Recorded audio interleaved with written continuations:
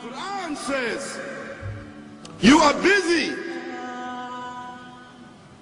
piling up, calculating, developing your careers, your money, your occupation, your wealth until you visit the graves. Think about it. When was the last time that you went to a funeral? Was it your mother? Was it your father? Was it your grandfather? Was it your uncle? Was it your cousin? Was it your friend? Was it your wife? Was it your husband? The last time that you visited the grave, when you went to a funeral and you saw that person whom you loved that was laughing, crying, live, boasting, wealthy, educated, denying, arrogant, whatever they were. What was the demeanor of the people when you walked in that funeral home? When that person was stretched out in their last suit? What was the demeanor? Were the people cracking jokes? Were they dancing? Were they clapping and singing songs? No. Silence. Melancholy. Trauma. Why? Because every person that walked in that room, seeing that person stretched out, the first thing they thought about was not the person. The first thing they thought about was that one day this will be me. So Allah said, Alhaakumut takathur. All of us, all of you are engaged in running your mouths, doing your business, multiplying, buying houses, cars, business, whatever you're doing. And when you're told about God, religion, life, morality, you're saying, look, I ain't got no time for that. I ain't got no time for that. I don't want to hear that. I don't even believe in God. Matter of fact, I don't even know if I'm going to die, and if I do, maybe I'm coming back again. As a matter of fact, science is so sophisticated that I think really that they're on the verge of being able to solve the whole thing of death soon. We ain't got to die. If we got enough money, we don't even have to die. See how arrogant people can be until they visit the funeral house. And then after you go to the funeral house, if you got the guts, if you're able to do so, you go to the grave. And now this is another scenario. And you say to yourself, is that it? I mean, 50, 60 years, scraping, struggling, scheming, lying, stealing, fornicating, jumping up and down, begging, working, and this is the end of it? I mean, is this what's going to happen to me? Are they going to be dropping me into a hole in the ground?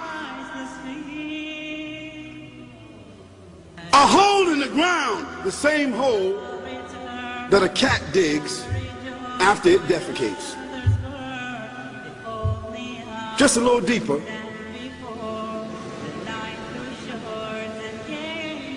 But for the same reason. The cat digs a hole because the cat has dignity. Something that human beings don't seem to have. Instinctively, the cat digs a little hole, covers it up. Humans have got to be taught to do that.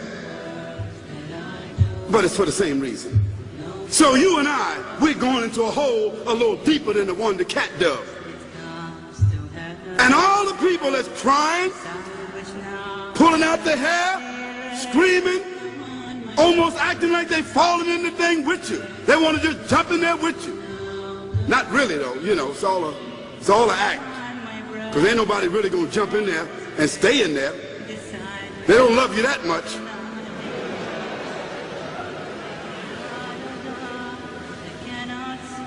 And then after all the shoveling get done, and they fill it up, and the box, you can't even see the box no more, the coffin that cost $5,000.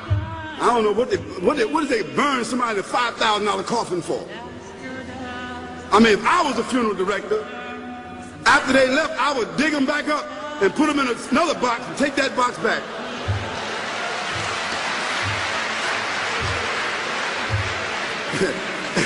and honestly, I'm telling you, that's what they do. Yeah. So after all the money and all the drama, and they dig that hole and put you in there and cover you up, and everybody goes back to the place, go back to mama's house or daddy's house or whoever's house, and we cook some chicken or whatever it is, and we do a little dancing and drink some scotch and forget all about that person, and then we want the lawyer to come now and talk about, divvying up the spoils. So if that woman who died had a husband, somebody else is going to marry him, you know that. And that man who died, that woman, in about 6 months or a year of grieving or whatever it is, she gonna come to understand that she needs somebody else to be with, so she gonna marry somebody. So that means if his suits are still in the closet and he can fit them, who gonna wear them? So it really means that after all this time, and the people walk away from that grave, it's over. What about that person in the grave? What's happening? Because you know and I know that death is almost like sleeping. Death is like sleeping. Your body is gone. Your body is dead.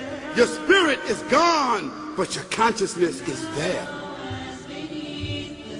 Yes, brothers and sisters, you and I are going to know when the people put us in that box and put us in the grave. We are going to know.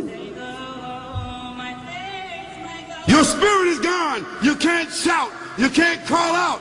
You can't say, don't leave me here. But you're going to be hearing and you're going to be seeing, because that's a different kind of consciousness. But you can't move.